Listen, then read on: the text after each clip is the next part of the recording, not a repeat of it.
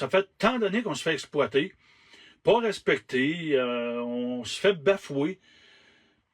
Non, je pense qu'on est dû, je l'ai dit, ça prend une révolution syndicale. Le syndicaliste Bernard Gauthier a annoncé aujourd'hui sur ses réseaux sociaux vouloir créer un nouveau syndicat pour Autochtones et Allochtones.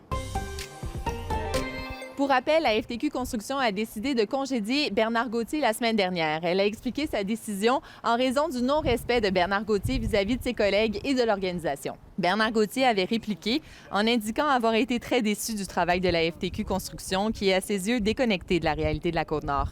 Il se donne donc 1 an pour réaliser son propre syndicat. Bernard Gauthier se dit d'ailleurs en communication avec des travailleurs et des leaders inuits. Pour des réactions sur cette nouvelle, suivez-nous sur toutes nos plateformes. Et on continue de parler tarifs parce que ça continue d'inquiéter. C'est le cas chez les microbrasseurs comme la Micro Saint-Pancras à Bécomo. Pourquoi? Bien parce que dans l'industrie brassicole, on mise beaucoup sur la canette d'aluminium qui est produite aux États-Unis. La surtaxe que pourrait imposer Donald Trump pourrait faire doubler le coût de la canette. À la Micro Saint-Pancras, chaque année, ce sont entre 600 000 et 750 000 canettes qui sont utilisées pour embouteiller la bière. Dans l'industrie, on réfléchit déjà à sécuriser les approvisionnements sur 6 mois. À la Micro, on achète plus ces temps-ci pour s'assurer un bon prix.